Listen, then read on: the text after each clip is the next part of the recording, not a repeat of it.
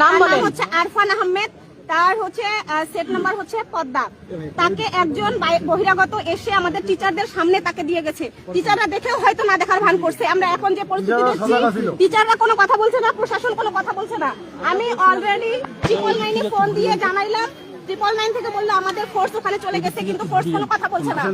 Public এসে আমাদেরকে স্টুডেন্টদেরকে মারছে, সবাই এসে আমাদেরকে মারছে। প্রশাসন কোনো কিছু বলতেছে না, বসে আছে। এখানে আমরা 5 বছর পড়াশোনা করি, 4 বছর পড়াশোনা করি, শুধু চাকরির প্রিপারেশন নেই, শুধু চাকরির প্রিপারেশন নেই। ঢাকা থেকে আসছি শুধু পরীক্ষা দিতে, ঢাকা থেকে আসছি ছোট বাচ্চা নিয়ে, 2টা 3টা এক একজনের বাচ্চা, ছোট বাচ্চা নিয়ে পড়াশোনা করে আজকে পরীক্ষা দিতে আসছি।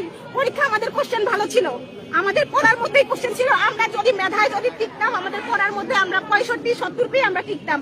যেভাবে প্রশ্নপত্র সাপ্লাই দিচ্ছে সেইভাবে আমরা 80-তে যদি 90-এর মধ্যে 80 পেলেও আমরা টিকবো না, আমরা টিকবো না।